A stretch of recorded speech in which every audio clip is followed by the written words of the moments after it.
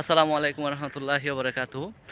অনেকেই আমার কাছ থেকে জিজ্ঞেস করেছে যে কিভাবে ইংলিশটাকে আসলে প্র্যাকটিস করা যায় এবং কিভাবে আসলে আমাদের একেবারে ডেইলি জীবনে আমরা কিভাবে আসলে আমরা স্বাচ্ছন্দ্যে আমরা ইংলিশটাকে ব্যবহার করতে পারি কিংবা আমরা শিখতে পারি। 5টা টিপস বলবো। যে 5টা টিপসের মধ্যে প্রথম টিপস হলো আপনি practice speaking English at least 15 minutes a day. That means আপনি 15 মিনিট করে ডেইলি আপনি প্র্যাকটিস করেন। 24 ঘন্টা, 24 ঘন্টার মধ্যে আপনার ঘুম, খাওয়া দাওয়া, ক্লাস, পরীক্ষা, তারপর আপনার অন্যান্য কাজ সব মিলিয়ে সেই জায়গা থেকে কিন্তু আপনি 15টা মিনিটস আপনি আপনার ইংলিশের জন্য রাখতেই পারেন। এটা খুবই সহজ। তো এটা গেল যে practice 15 minutes a day. Second tips, second tips, learn new words as much as you can. That means আপনি যখন ইংরেজিতে কথা বলবেন, ওই যে 15 মিনিট ধরে আপনি কথা বলবেন, সে জায়গা থেকে আপনি যখন কোনো একটা বিষয় নিয়ে কথা বলবেন, তখন সেখানে আপনি নতুন নতুন ওয়ার্ডস পাবেন কিংবা শব্দ পাবেন। সেই শব্দগুলোকে আপনার ইংরেজিতে কী হবে সেটা আপনাকে শিখে নিতে হবে।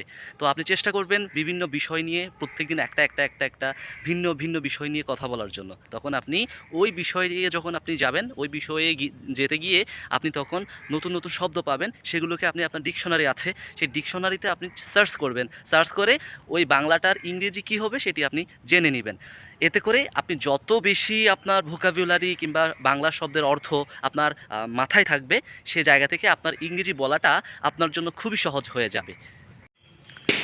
Third tips, try to speak in simple sentences. That means আপনি যখন কথা বলবেন ইংরেজিতে, সেন্টেন্স মেক করবেন, তখন আপনি চেষ্টা করবেন সিম্পল সেন্টেন্স ইউজ করার জন্য। Very initial stage of your speaking English, যখন আপনি একেবারে শুরু করবেন, তখন চেষ্টা করবেন যাতে সিম্পল সেন্টেন্স যেগুলো আছে সেগুলো দিয়ে আপনার ইংরেজি বলাটাকে আপনার শুরু করার জন্য। আমরা জানি যে ইংরেজি সেন্টেন্স তিনভাবে করা যায়। আমরা সেন্টেন্স মেকিং তিনভাবে করতে পারি। একটা হচ্ছে আপনার সিম্পল সেন্টেন্স, তারপর complex sentence, third compound sentence. যখন আপনি সিম্পল সেন্টেন্সে সেন্টেন্স মেক করা শিখে যাবেন, তখন আলটিমেটলি একটা পর্যায়ে গিয়ে আপনি ওই যে যে কমপ্লেক্স সেন্টেন্স, ওই যে যে কম্পাউন্ড সেন্টেন্স, সেই বিষয়গুলো কিংবা সেই সেন্টেন্স দিয়ে কোনো একটা ট্রান্সলেশন করা, সেই বিষয়টি কিন্তু আপনি আলটিমেটলি পেরে যাবেন। এটা আপনার জন্য খুবই সহজ হবে। সেজন্য always make sure that in the very initial stage of your speaking English you you always try to make sentences in simple sentences. Fourth tips, take time while speaking. That means আপনি যখন ইংরেজিতে কথা বলবেন, তখন আপনি ওই যে ইংরেজি সেন্টেন্স মেক করবেন, তখন আপনি ধীরে ধীরে বলার চেষ্টা করুন। এমন না যে আপনাকে খুব দ্রুতই বলতে হবে। তখন আপনি যখন খুব দ্রুত না বলে খুব একটু ধীরে ধীরে সেন্টেন্স স্ট্রাকচার, যেমন সাবজেক্ট, ভার্ব, তারপর আপনার অবজেক্ট, এই বিষয়গুলোকে খেয়াল রেখে রেখে আপনি in the very initial stage of your speaking English বলার চেষ্টা করবেন। তখন আপনার ইংরেজি সেন্টেন্সটা কীভাবে মেক হচ্ছে, কীভাবে গঠন হচ্ছে, সেই বিষয়টা আপনার মাথার মধ্যে ধীরে ধীরে কিন্তু সেট আপ হয়ে যাবে।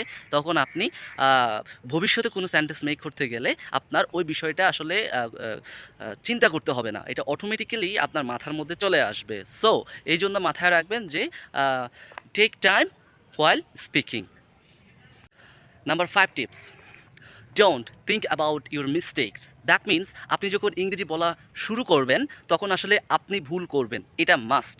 এটা মাথায় রেখে আপনাকে শুরু করতে হবে। তো এখন ভুল করলে ঘাবড়ে যাওয়ার কোনো কারণ নাই, কারণ আপনি যখন শুরু করবেন, সব মানুষেরই ভুল হয়। তো সেই ভুল থেকে আমি কোন বিষয়টা ভুল করলাম সেটা ধরতে পারাটাই হচ্ছে মেইন উদ্দেশ্য।